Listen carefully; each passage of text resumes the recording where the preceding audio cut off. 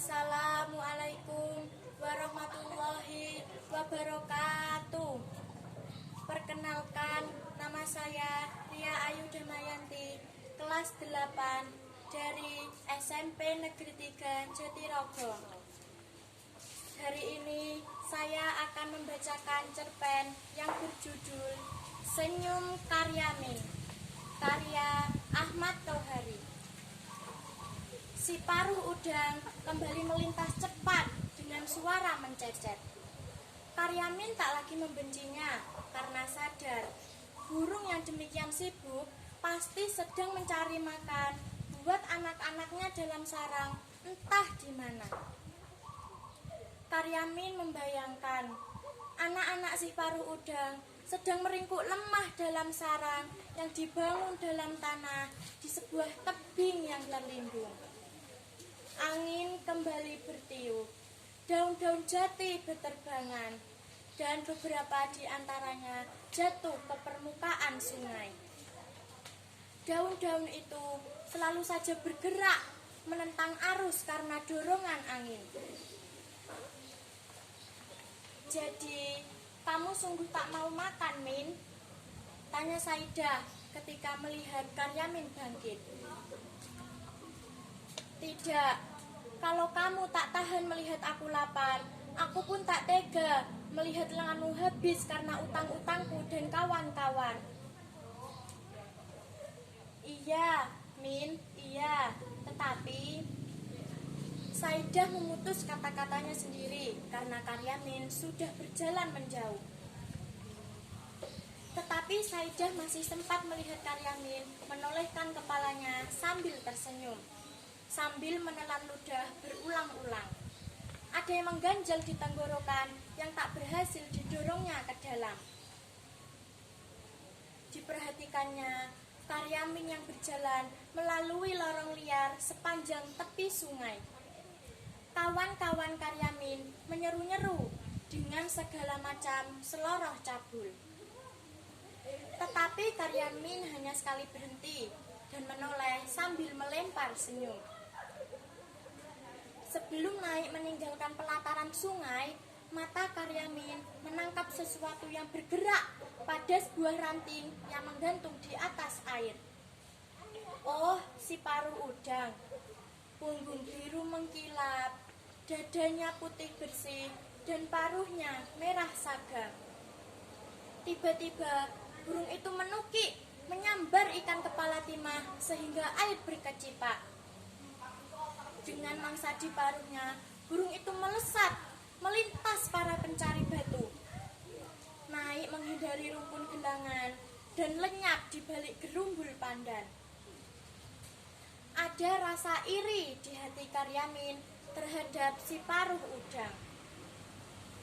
Tetapi dia hanya bisa tersenyum sambil melihat dua keranjangnya yang kosong. Sesungguhnya Karyamin tidak tahu betul mengapa dia harus pulang. Di rumahnya tak ada sesuatu buat mengusir suara keruyuk dari lambungnya. Istrinya juga tak perlu dikhawatirkan. Oh iya, Karyamin ingat bahwa istrinya memang layak dijadikan alasan buat pulang. Semalaman tadi, istrinya tak bisa tidur lantaran bisul di puncak pantatnya. Oleh karena itu, apa salahnya bila aku pulang buat menemani istriku yang meriang?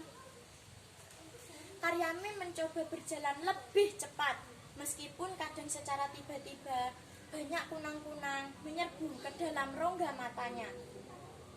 Setelah melintasi titian, Karyamin melihat sebutir buah jambu yang masak. Dia ingin memungutnya, tetapi urung, karena pada buah itu terlihat bekas gigitan kampret. Dilihatnya juga buah salak berceceran di tanah di sekitar pohonnya. Karyamin memungut sebuah, digigit, lalu dilemparkannya jauh-jauh. Lidahnya seakan terkena air tuba oleh rasa buah salak yang masih mentah. Dan Karyamin terus berjalan. Telinganya mendenging ketika Karyamin harus menempuh sebuah tanjakan. Tetapi tak mengapa, karena di balik tanjakan itulah rumahnya.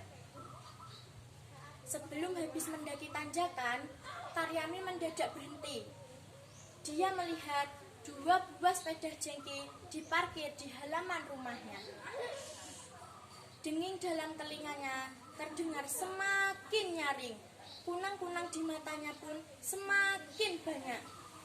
Maka Karyamin sungguh-sungguh berhenti dan termangu. Dibayangkannya, istrinya yang sedang sakit harus menghadapi 2 penagih bank harian.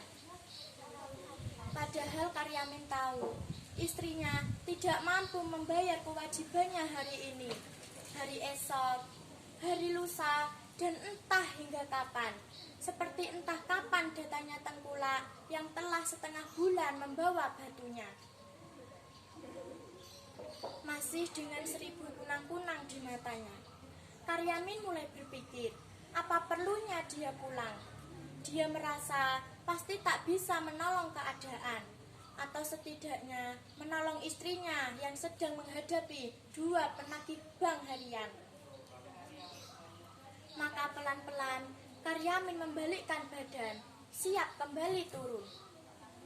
Namun di bawah sana, Karyamin melihat seorang lelaki dengan baju batik motif tertentu dan berlengan panjang.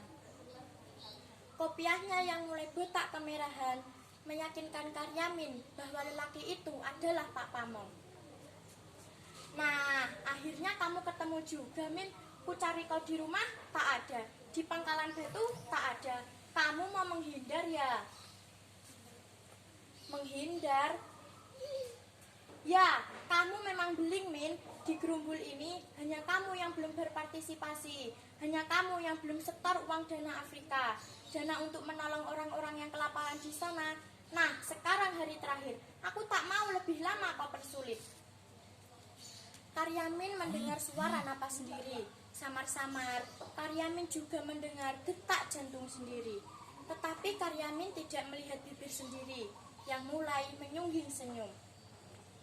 Senyum yang sangat baik untuk mewakili kesadaran yang mendalam akan diri sendiri serta situasi yang harus dihadapinya. Sayangnya, Pak Pamong malah menjadi marah oleh senyum Karyamin. Kamu menghina aku, Min. Tidak, Pak. Sungguh tidak. Kalau tidak, mengapa kamu tersenyum-senyum? Ayo cepat, mana uang iuranmu? Kali ini Karyamin tidak hanya tersenyum, melainkan tertawa keras-keras. Demikian keras sehingga mengundang 1000 lebah masuk ke telinganya, 1000 punang masuk ke matanya. Lambungnya yang kempong berguncang-guncang dan merapuhkan keseimbangan seluruh tubuhnya. Ketika melihat tubuh Karyamin jatuh terguling ke lembah, Pak Pamong berusaha menahannya. Sayang, gagal.